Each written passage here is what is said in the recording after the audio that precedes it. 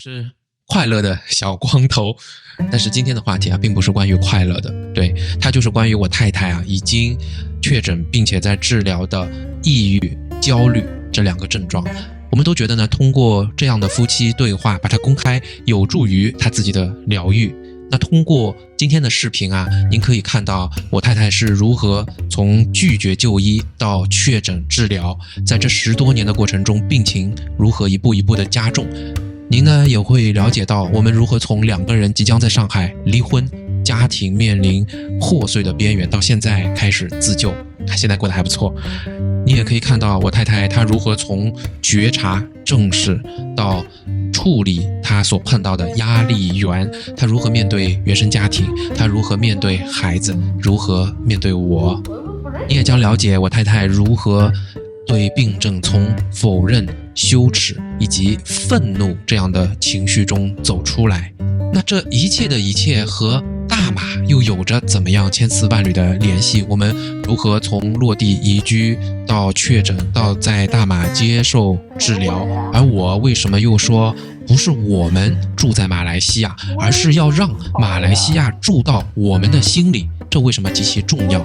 还有抑郁症它并不是一个罕见，但它却非常容易被忽略的一个病症。我太太也要公开她自己所走过的那些弯路，希望可以帮助到您以及您身边的人。这集视频我们前后光录制就进行了3遍，从策划到发布不会花了少于10个小时。我呢只是希望把它原原本本、完完整整的展现出来，所以抱歉还是有一点长，但是我都加上了小标题和章节，您可以挑着看。我非常希望得到您的响应、您的评论，这样呢，对他、对我、对我们的家庭都会有非常大的意义。非常感谢，我们开始吧。哎呀，今天这个话题真的让我很紧张其实我非常不愿意跟你录这个话题。你知道为什么？但是必须要录因为前2次我们试录的时候，你都哭得稀里哗啦的。对，而且要讲的这个话题多少会有一些负面。我觉得应该这样说吧。我觉得这个话题也是，我觉得必须得录，因为我们是 MM2H 来到马来西亚。我们曾经以为来到马来西亚可能是一个诺亚方舟一样的一个解决方案，但是在半年之后，其实我们这个小家庭也经历了一些波折。那比如来说，我的这个波折就是现在一个逃不掉的一个点，那就是我现在确诊了有极度严重的抑郁症和焦虑症。看我现在手上拿了3种药，分别是治疗抑郁、焦虑还有失眠的，我已经吃了3周了。OK。所以我其实认为说 MM2H 是我们开的一个花结的一个果，对，但是连着这个花和果的那根茎是你的抑郁。你的抑郁因为是自还很年轻的时候就有苗头，对，然后它和你对待家庭和你被家庭对待有很大的关系。对，我们也因为自己的家庭向后看，想要去结出那朵漂亮的花，更好的一个结果，对，我们才选择了来马来西亚。对，你是怎么走出这一步的？因为你刚工作的时候就有抑郁和焦虑的倾向，一直都没有认真的就医嘛。对，去过1次，那是我工作2年的时候。我觉得那个时候的状态。说是去哪里去了1次？去上海精神卫生中心。OK， 是正规的医院。对， okay. 去确诊，那个时候是中重度抑郁。那当时的原因，我相信应该还是刚刚工作吧。刚刚工作的时候有一种比较巨大的就是冒充者综合症。因为我当时进到了一个非常好的企业，有着非常好的职业的发展，然后在这个过程当中，我感到了有各种各样的这种竞争，来自于你同伴的竞争，来自于你上级对你的这个压力。其实现在来看的话，我好像没有具备完全去胜任，或者说是把100分的事情做成他们想要的150分的这样一个能力。所以我就一直在撑着自己，希望自己通过不停的加班，自动延长这个工作时间，然后自己在家里面去学习，能够弥补到这一点。应该说是非常非常抑郁的那个状态。所以当时我感觉到不太对，因为已经有一些想要伤害自己，甚至是想要走绝路的这个念头。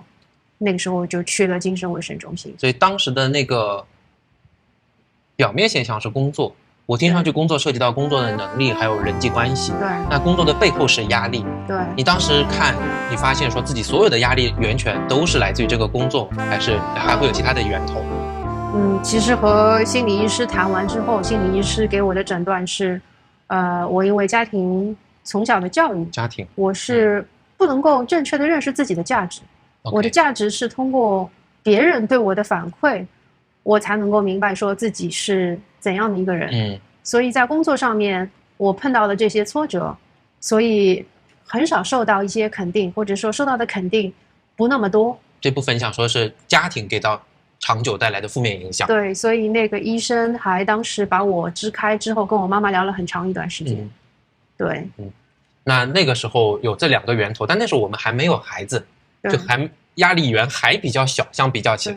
对，因为可能回到这个话题，你这一次回到上海确诊的是什么样的程度？如果说中重度是在中间的话，这一次到哪里了？这次是极重度的焦虑症，感觉都是要快满格了。这是顶格的极重度的焦虑症和极重度的抑郁症。那你从现在你在做一些自我剖析的话，除了工作，自己的原生家庭，还有哪些带给你了一些压力呢？我觉得是对来到马来西亚有了这个 MM2H 它不能工作之后，我自己给我自己带来的各种各样的设问，我没有办法去回答。包括哪一些设问呢？我没有工作之后，我家里面的收入怎么办？那么如果我要在马来西亚创业，我能够做些什么 ？OK， 我这一辈子20几年，我做的都是一个专业咨询的服务。我这个在马来西亚，我是不是能够去成功？然后我这个工作在上海，我在马来西亚同样的工作，我要减薪50%。我就各种各样的，你觉得说是不能够想象的一些没有工作之后没有生活来源，创业又不能成功的这种愧疚和对家庭的一种愧疚。感觉在工作上的压力被加码，被大大的加码。是啊，而且有一个巨大的反差，是我们来马来西亚是想要开出一朵漂亮的花的，是一个好的一个结局，但是实际上中间又释放出了更多的压力。是有人说懊悔就是来自于对未来的不确定和对过去的懊悔，但是在这个10多年的过程当中，我其实也观察到你和 Wilson 和我们的孩子之间也有，还有包括和我之间也有很多的矛盾，就我们自己组建的家庭也变成了一个新的压力源吧。对对对，对，这很多的压力源就是来自于说，我有一种很偏执的想法，我觉得自己一路打关，在中国的这样一个体系当中，我们可能是非常幸运的，在这个竞争当中，可能是赢过了大多数的人。那还是有那种冒充者吗？啊，那还是一种冒充者，不是，这倒不是不配，而是说你会觉得说，这是我走过的这条路，那我的孩子也应该走这条路。这个是第一种迷思。第二种迷思，你就会觉得说，因为我好像是侥幸的成为了这个巨大的竞争过程当中的这样一个胜利者，我会要求说，你也应该和我一样。你说你是指 Wilson？ 我是指你，我是指你，对， sorry， 对，你还记得吗？当时我们同样毕业的时候，我的收入非常的高，对，是我的3倍，是你的3倍，包括到后面这么一直发展，我一直都是你的很多倍。我就始终我想不明白的一个问题就是，我能够达到这样的薪水，为什么你达不到？所以我们很多的矛盾都是来自这个不公平。而且这个不公平呢，后来又渐渐会演变为说，我挣的工资比你高，但是我会有一种自信，我觉得说，因为我的能力很强，所以我不需要工作那么长的时间，我能够很好的平衡工作跟家庭。但是你当时加入了一个新创公司，你几乎就是过着996的这个生活，挤占了我们所有的这个周末的时间。我就会觉得说，这是一个巨大的不公平。非常抱歉，Minta maaf。对，就这个时候我就会觉得说，育儿的责任好像就变成了说是我一个人的，然后我们的家庭生活就被工作去好像被他偷窃掉了。这个家庭工作是什么？然后你那么努力的工作，然后你拿回来的工资是这么一点，这个我们到底是为了什么？就是你有这样，所以我们一直不停的在争吵。这种压力好像走向了一个黑洞，就你所有东西都会被吸进去，而不是走向了一个可以化解、可以让它缩小的这样的通道。是啊，而且我记得还有一个很大的出发点，去年我们有2个多月的冷战，那个源头是因为当时我升职了，我的上司跟我说，我们希望把你搬出中国，因为你要负责的区域是亚太。那当时我的想法就是挺好的，我们就要去迎接这个，想好了要到海外去生活。但是我把这个信息告诉你的时候，你当时是，那我怎么办？我的工作是在这里的，你不可能跟我一起过去。我当时接受到的是这个信息，然后那个时候我的想法就是我一个人我都要去，所以一下子就是我们陷入了这样一个冷战吧。所以很多家庭的问题始终是没有解决的。但总之，你的抑郁症和焦虑症是在快速的往最高端去走。对。那你就是欣然的接受了这样的事实，就去看病了吗？还是有过一些心态的变化？我是这一次是下定决心一定要去看这个病，因为我感觉自己的症状非常的明显。这个是第一点。第二点就是因为我们已经到了马来西亚，我们有了这样一个新的生活，我觉得要对家人负责。我不再是像以前一个人的时候，当时第一次去看医生，给我配的这个药吃了半个礼拜我就不吃了，因为有副作用。但是我这次觉得要对自己负责，所以我是主动的去看医生，而且看了不止一个医生。而且我是配合了精神科的医生加上心理治疗师，双管齐下。我记得你说过，一开始面对焦虑和抑郁，这是2个病嘛，你会有否认、羞耻和愤怒，这是怎么理解？羞耻我可以理解，否认我也可以理解，愤怒是指什么？愤怒是周围人不理解，周围人他会告诉你说，是你的问题啊，你想不开啊。比如说我们经历了3年的这样一个封城，我们经历了在上海3个月不能够走出家门。我的爸爸妈妈会说，别人都过得很开心啊，甚至他们会说，你看你的小孩跟你的老公都过得很开心，你怎么就想不开？因为对我来说，在上海关的那3个月，我每天早上都会哭啊。其实跟最近的这个，就是你这回确诊之前的一些抑郁的症状是很像的。对，对，就它是一个间接反馈，就是因为得到了别人的一些评价之后所产生的间接情绪，但是很重的一种情绪。对，像我这一次，我的其中一个症状也是会哭嘛，我没有办法控制住自己，在这个大庭广众之下，只要想到一些事情就会泪流不止。倒也不是说哭的那个哭天抢地，就是会吓到别人。我没有办法控制住自己，哪怕是别人给我对来一些善意，我也会哭。第二个就是失眠，失眠是你每天睡个2-3个小时，但是你整个一天的精神是非常好，很亢奋。我甚至怀疑自己是双向情感障碍。OK， 那是吗？我实际来说，这次好像没有诊断出来。因为双向情感障碍是指你那个双向的那个头是觉得自己无所不能，什么事情都能做，但是我还没有到这一步。但是我有是双向的那个另一端，就是我觉得我什么事情都做不了。你刚刚有提到一点，你说因为来了大马，你是觉得不能任由自己这样发展下去，有着这样的想法来打压住了自己，否认、羞耻和愤怒，才去看，才去确诊，走上了现在这条路。这个你可以展开来说一下，什么叫不能任由家庭这样变化下去？它跟大马是什么关系啊？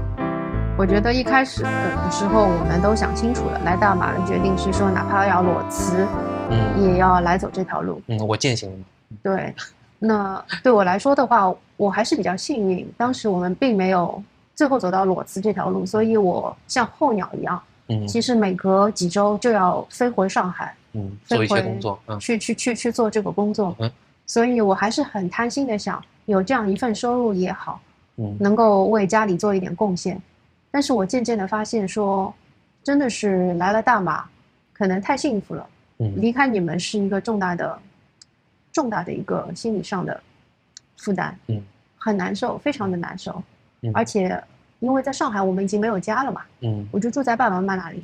我爸爸妈妈是一个非常传统的父母，他们始终不能够理解我们来大马的这个决定，所以在那边的话也是没有共同语言。对，你说是想要来了大马，面对这么多的困难和一些欣喜的期盼，你是希望自己有些改变，不能任由自己这样发展下去。你期望是什么样的？就是你期望一个最好的一个想象的画面是什么样的？我本身想象一个很好的画面是候鸟式的工作，几周在这个上海，然后几天在这个大马，然后在这个几天在大马的时候能够很好的陪伴你们。可是呢，我做不到这一点，因为我经常在几天陪伴你们的时候，我心里面想的还是工作。所以还要打很多的这个工作上的电话，其实是忽略了孩子。在这个时间。第二个就是我又不会开车，然后我们其实没有办法好好的去装修这个家。每周就是那么谨慎的双休日的这2天，然后开车去做一些简单的去采购，把这个家还是家徒四壁的这个感觉，它不像一个家。然后每天我就在倒计时，什么时候又要回中国去了，又要去工作了。就是这样一个想法。你现在觉得上次回上海去看了抑郁症和焦虑症，这算是一步正确的一步吗？我觉得应该是，我现在说不准，因为我看了3个医生，3个医生里面其中有2个医生我认为就是他们是很资深的，然后也是排名非常高的上海靠前的这个医生，知名医生。他们第一个反应都是劝我要工作，因为你有家庭，你有父母，你怎么能够不工作呢？那我只有一个心理治疗师的话，他就问了我，你对不工作你做了哪些准备？然后你有没有去体验过不工作？所以怎么说呢？我感觉其实我这3周的话，我一直在探寻自己心里面自己想要怎样的一个怎样的一个方向。然后到了裸辞，就是我们当时预设的这个假设，我裸辞最坏的后果是什么？我现在是在认真的去考虑去体验这件事情。那看了焦虑和抑郁，你有些什么就是看病的一些感受吗？我听你说这药还挺贵的，是吧？这个药啊是挺贵的。其实你们也会感觉到，我吃了这个药之后，还是有很大的一些反应的。对，有一些心理和生理都会有些变化。其实对，首先就是因为失眠嘛，因为前几周2周的失眠，所以就是有一个代偿。那么吃了这个助睡眠的药之后，就是睡觉很多。第二个就是说反应会很慢。因为它的这个药是为了让你的这个什么大脑皮质神经细胞，不会再贴得这么紧。也就是你的反应会慢。对，所以其实我们2个在录其他视频的时候，我讲话的语速是很慢，这是没有办法控制的慢。第3个就是行为上会有一些失衡，走路的时候容易平衡的这个衡摇晃。对，摇晃是会有的。是。但我觉得你整体的状态是开心多了。真的吗？举个例子啊。就是你说话的时候慢慢的会带着微笑的，好像你是一个天使突然出现一样的。这个比方说跟小孩有一些有可能本来会激发你一些愤怒的那个神经突触会做反应的话，你就不再那样，你可能就是甚至能够肉眼可见的看到你的笑容。对，这本来来大马也是，我说过嘛，来大马就经常很不正经，嘴角是要上扬。所以这个还是这个服药，那在医院看了以后，服药所带来的一些变化。对，来了大马以后，你刚刚说非常珍惜和希望改善这样的生活，所以来了大马还是有一些正向的好的一些变化，是吗？对。哪些是让你感到开心的？到了大马，就是亲手重建这个生活吧。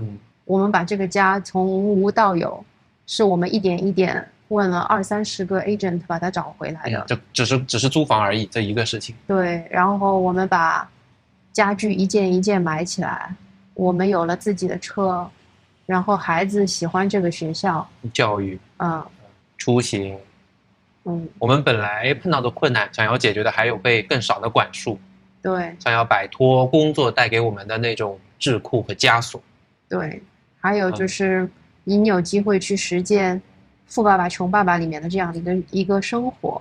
其实我也最近这个时间段，我也一直在想，我除了搞我原来的那些20几年的专业工作，还能做什么？其实我想到好多，我可以去做家政女佣啊，我可以去教人学英语，什么对。我其实你也挺想开店的是吧？因为就有厨艺的梦想嘛。对，我也挺想开店的。我其实也很想去做义工，然后甚至我也很想去继续去写一些东西。哇，好多事情。是啊，其实最想做的还是想帮助你把你的事业做起来。这是我很多年以前写下的一张 wish list 上面应该是排名第1、第2的吧。是。那看上去这些事情都在往好的方向发展，所以来马来西亚这个花，我觉得这个果还是对的。只不过抑郁症连着的这根筋，它始终是由我们的生活中来，跟着我们一起到了马来西亚。你刚刚谈到一些新问题，不会开车，然后对过去工作的一些牵绊，那个是碰到一些新问题，老的这些问题，家庭关系啊，然后来自你原生家庭的这些压力，你觉得还在吗？还大吗？觉得吧，这不要脸的说嘛，咱们两个的感情不是好一点了吗？好很多啊，都快要离婚了嘛。对，其实我也很感谢这几周啊，你每天带我去治疗，你的治疗的呢也是简单粗暴，带我逛巴萨啦，对，带我吃东西啦，带我去买东西啦。我这个就是治疗啊，我带你去巴萨的专科医院买菜。对啊，我带你去大包专科医院放松，对啊，带你逛 Starling Mall 也是一种治疗嘛。对，还有我们买了你让我买了很多我喜欢的游牧的小家具摆件，我们又这个是比较贵的治疗药品这是我自己付钱的，我是独立女性，我没有用你钱。我觉得还有就是每天早上起来跟你拥抱一下。还有就是跟你一块去健身。还有就是看到你5点起来为这个家庭去付出，我就觉得说，哎呀，这个男人还是很可爱的哦，就是蠢蠢的，很可爱的。那以前我怎么会觉得我像恶魔一样？你以前觉得钱是魔鬼啊，我钱挣的比你多啊，所以我是女王啊。那是谁的问题？反正肯定不是我的问题，谁让你挣钱挣那么少？OK， 那这个是来自我们的小家庭，原生家庭，坦白讲带给你的伤害更大。可是你愿意展开说一说吗？我不想多说了什么，但是我不想多说，是因为我的心理治疗师跟我讲过，你现在已经跟你的原生家庭有了物理的距离，这是一个很好的，并且他也表扬了我在适时的时候会反击。我觉得这点我都已经做到了，那就可以了。这也是你看来了大马以后才能够做得到的。你觉得你现在可以正视原先的这些压力了吗？你可以认识到它，认识到这些压力的边界了，什么时候会产生，它有多大，它是什么样的？可以吗？我觉得不一定行吧，我没有什么很大的自信吧。压力的话，但是最好的就是我知道我有储蓄，我知道我有这些钱，所以我可以做任何我想做的事情，因为我的储蓄可以支持我，可能至少起码有个5到10年不工作。不止，所以这也是我年轻时候可能做对的一件事情。有了这个底气的话，我就不怕。然后第二个呢，就是我觉得很多事情，不再像我以前是不自信的。我知道我做的是对的事情，那我跟某些事情的冲撞，我愿意去跟他去 battle，我要去看看到底是正确的还是错误，我也有这个勇气，我也有这样一个承担这个我输了的这个后果，所以我觉得我还是比较坚强。还有像现在家庭的温暖，你对我们家庭成员的认可，对，也很重要。对，我觉得对我们家的小孩，我是希望他不要承受像我这样的原生家庭，然后我也想让他知道世界上的道路千千万万条，他可以走各种各样的路，他可以终身学习。就像我以前去美国读读研究生的时候，我是工作了3年，攒足了钱，我去申请到了一个世界顶级的法学院去读书，他也可以。甚至我的班上有50几岁的人，他们也去念书。然后如果人生过得不好的话，有几年 gap year 也没有关系。那我现在也是在 gap year。对啊，所以没有什么是你犯了一条或者说跟别人走不一样的路，你就是一个失败者，不是这样的。我觉得你短短1个月的时间已经有极大的进步，就是你可以认识到，哦，面对这些压力你不是无助的，感觉原先那个压力已经成长为一个叫极重度的怪兽那样，而你还是手无缚鸡之力的徒手站在那里。你现在可以认识到，哎，我原先的储蓄是我的武器，我现在拥有的家庭是我的武器，还有一样东西就是我们生活在马来西亚，你很容易受到身边人的鼓舞，来自这个社会的养分和关爱。我想这个也是吧。对啊。我觉得没有什么可以走不下去的。而且关键我觉得我们不是邪恶的人。我们心里面是有善念的。我相信这个善念可以帮助我们吸引力法则，我们可以和更多善良的人在一起，他们会给我很多的力量。当我走不下去的时候，就好比说前2天去豆源，我就在吃我的抗抑郁的。豆源是指一个我们后来观众推荐的一家老牌的马来西亚的咖啡店，对，叫豆源。对，他看到我在吃抗抑郁的药，然后他其实就问了一句，他说怎么了？怎么了？你怎么了？对，然后我就告诉他了，我说我也不知道为什么，我就跟一个陌生人说我有很严重的这个抑郁症跟焦虑症，然后他就给我端了一杯热水让我吃药。因为你本来说你咖啡就可以服药了。对。然后走了之后，到了晚上，他又给我发了一条消息，他说就做自己想做的事情吧。然后他还给你发了一条，对，他说多陪陪他，关心他，还单独给我发了一条。这只是一个陌生人，刚刚见了1个小时，第一次认识的陌生人。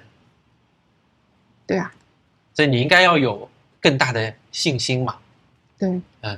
好，最后朝未来去看的话，如果现在这个怪兽已经长成极重度了，你是希望它把它打到多小，或者是想让自己的抑郁和焦虑消失不见吗？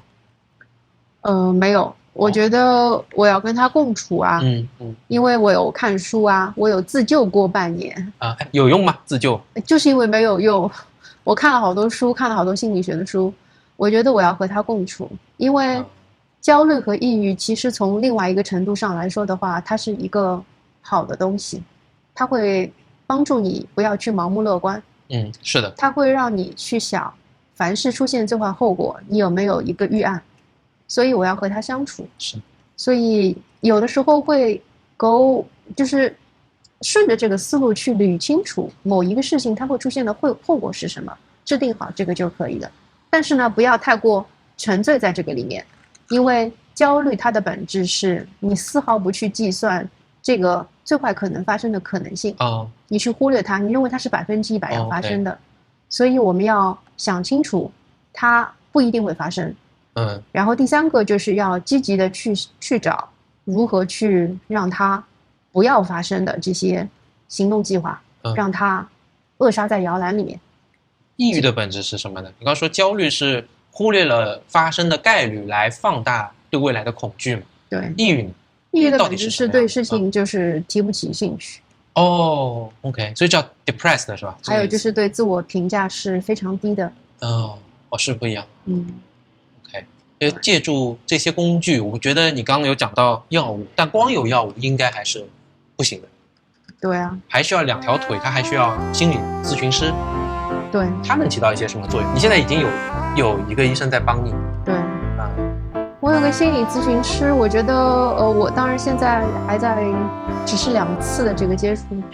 我觉得他有一点像我以前做这个我们叫 coach， 就是教练。他会问我一些问题，他问我说你想解决什么样子的问题，然后他会给我下一些判断，然后他会告诉我说你讲的这些事情在我脑海里面的是一个怎么样的画面感，然后我觉得这些可能是对方的问题，为什么，他会把理由告诉我，以及他会鼓励我说你应该去尝试，你要有更多的觉察力，并且他会肯定我说觉察力是一个很好的事情，你已经想到了说推此即彼，你受到了这样的对待，你不希望别人受到这个对待，这个都是很好的方向。所以我还想继续，还有2次我会跟他继续再聊下去。那我们身处马来西亚，你怎么和你的心理治疗师见面呢？通常看病叫 see the doctor， 你怎么 see 他？这是一个我们认识很多年的朋友，而且他自己也是学心理学的，这个朋友给我推荐的一个，我们是远程治疗。Okay. 我可能回到上海会去找一些面对面的治疗，甚至于我可能下一次可能在马来西亚去找一些心理咨询师。好，最后那原先的这些压力，家庭听上去是变得更好了，你对家庭的评价怎么样？现在对家庭的评价就是，我觉得家庭是一个平等的存在，每个个人都应该在这个家庭里面得到关爱，然后这种关爱是无条件的关爱。如果是有犯错的话，我们可能不要去纠结这个错到底是怎么造成的，更多的是去想下一次怎么不再去犯这个错误。然后第3个就是给他的自由，让他去选择他快乐的这个道路。来自工作就泛泛的指工作通过劳动来创造价值的这个事情本身，它始终也给你一直产生过很多的压力嘛？你现在怎么想？怎么才能够去面对它，消解它给你抑郁和焦虑带来的压力呢？我觉得可能其实可以这样去想，就是阿 Q 精神吧。我已经是成功人士了，我40岁可以提前退休了。阿 Q 没有什么不好，其实阿 Q 正是你的解药。我以前看了一本书叫《天才在左，疯子在右》，它其实讲的，好像我记得就是有一些焦虑和抑郁的精神疾患的人来讲，他们看待世界是正常的方式，而我们所谓的正常人，90%几正常的人来说，是把自己评估给过高了。那这种过高相当于产生了一种向前的拉力，像汽车的那个轰的一下有了动力以后把它给往前推的。就每天早上正因为觉得我很漂亮我很帅，我才爬起来，才开始刷牙做每件事情。你有这个基本的自信，那心快这就是太高了。那你呢是比这个基线要低嘛？那你能看清楚这个差距，把它给拉回来就好了。我想，对啊，其实可以做很多。你看我们到马来西亚来，我觉得正因为打破了这个藩篱，工作的、家庭的，我们所处的社会、教育的，我们一个一个想突破的那个点，都是一个一个藩篱，他把围墙帮你牢牢的摁在那里。大部分人说，哎，你看这是阻碍，这是一堵墙在这儿，我不能过去，推都推不动。到我们全部翻过去了。其实一个很好的实例嘛，就比如说这个频道，我也有一点出力吧，很多，这也是我的价值的体现嘛，这也是我曾经没有想过我能够做的事情。对，我只是主持人啊，你是主编，没有抠主编。所以你看，哎，我们可以做完全没有想过的事情，这种感受多棒啊！这才叫 reborn 啊！我原先管这么多，一个带着十几个人，现在做一个跟科技啊、跟原先的职能啊完全不相关的事情，才感觉有意思嘛。现在只有一个合伙人是你，还有一个联合主演是 Wilson。所以我希望在这样的土地上，我们都不会感到焦虑。如果敢想敢做，那哪里都是我们的马来西亚。这个马来西亚就会把它装在心里，是永远可以带在身边的。是啊，而且我相信我们2个都有终身学习的能力嘛。我们2个最成功的就是自学英语，对吧？我们从英语不敢开口说的人，变成现在一个可以流利开口说英语的人。相信这个经验是可复制的。你在治疗的过程中还走过哪些弯路吗？最后可以，我想如果虽然马来西亚好像抑郁症在全球只排到110几，是相对一个快乐的国家，但我觉得受此困扰的人，其实在人群中不是少数，应该是一个可见的比例。我没记错的话，要是以10%或者是几十来计的，是蛮大的一个比例的人。你觉得有什么建议吗？你自己走过哪些弯路？我自己走过的弯路就是我觉得怀着一种人定胜天然后我怀着一种说我想开一点，我就能够去自己弄好。然后还有花了好几年的时间，通过音频、视频、书籍来学习，这个有作用大吗？我觉得没有太大的作用，因为这可能就是一个生理性的疾病。你的抑郁的人，可能从脑电波来说的话，他的一些这个脑皮质的这细胞，它就是比别人紧，所以它容易紧张。所以这个是需要靠药物去调节的。我觉得是，就是你加再好的油都不能让一辆很差的车可能跑得太快。我觉得，因为你的神经质可能那些突触就是很容易被触发嘛，很容易被激发，所以没有从根子上解决问题。对，还有些什么弯路？第二个弯路，也不是弯路，而是一个对我来说的一个优势是，我在抑郁的这么多年，我保持着社交，保持着工作。所以我觉得这是一个很好，这是个经验是吧？因为我们最近的一个朋友，共同的朋友，他不是也有家里面人经历了这个抑郁吗？我去观察他的恢复，跟我的不一样，就是在于他的社交圈太小了。他几乎身边的2个人就没有，他就只有家人可以交际的人。对，但是我因为幸亏有工作，然后我有自己的朋友，我有定期的社交，社交是很重要的。每一次社交给你虽然是耗尽力量，但是你也是得到一些新的这些尝试。然后最后一点可能就是说，我时常看到朋友圈里面有一些朋友在抱怨，而且是长期的这种抱怨。我最近做了一个傻事，我就告诉他，我说，就是长期的抱怨什么？就是他就是习惯性抱怨是吗？他的习惯性的抱怨，他也不能算抱怨，他就是会好像是透露出一些失望。比如说不开心，比如说，双休日了，大家都在开心，而我在工作，就是还有包括说是这个世界的希望在哪里，就类似于这样，他的频率是非常高的。那我在诊断了抑郁之后，因为我跟他挺好的，我就跟他讲了，我说你也应该去看一看，哪怕是去排除一下。然后他的反应非常强烈，他说现在是你有抑郁啊，就是他感觉到是我冒犯了他，我也感到非常难受。那我让他有这样不快乐的情绪，所以我还是觉得说大家可能要对自己保持一个警惕。如果说有这样的一个失眠，对自己的自我评价很低，有的时候没有做事情的这个动力，长期的想躺着，然后会哭泣，可能是要去寻找专业的医疗帮助。明白这个点，你想讲的是别人可能走的一些弯路。对，那我想要提醒一下，就是说刚才看的这些药啊，这个是我们有看一集节目，就是说每个人这是都不一样的状况，对，不能随便去服一样的药，只是说看一下，就你现在在服的这个药。对，对，是的，这是医生给我开的药。对，因为比如讲说他给我开的这个安眠药，他是问了我到底是睡眠什么不好，他给我列举了6种睡眠不好的状况，然后问我是其中的哪几种，所以一定是根据你的特点定制的。我觉得觉察最重要，就你对压力，对你去对付压力的手段都有了这样的觉察，然后又生活在马来西亚的这样的土壤上，我们已经比一般的人做出了巨大的改变和认知。对，所以我也很抱歉没有办法在马来西亚的这些视频里面去呈现所有快乐的一面，这是一个并不是特别轻松的话题，但这是一个真实的我们经历的一个挫折，我也不知道什么时候可以跨过这个挫折，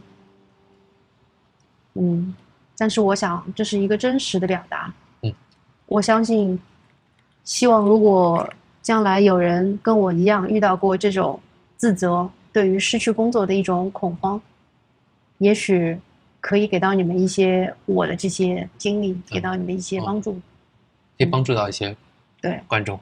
对，就是这样。今天录你为什么没有哭？吃药了，吃药很重要。然后抱过你了。OK。感情变好了。同意。然后我们一起努力吧。再过几天我要回上海了，我会好好治病的，好好工作，也许我就把它辞职了。就像我说的嘛，只要有这样的心态，就哪里都是我们的马来西亚。好的，希望不是你住在马来西亚，而是未来让这个马来西亚住在你的心里。是的呀，我会带着各种各样马来西亚人给我们的善意，在上海好好治病，好好回到马来西亚，早点和你们团聚。好，就这样。好，拜拜啦。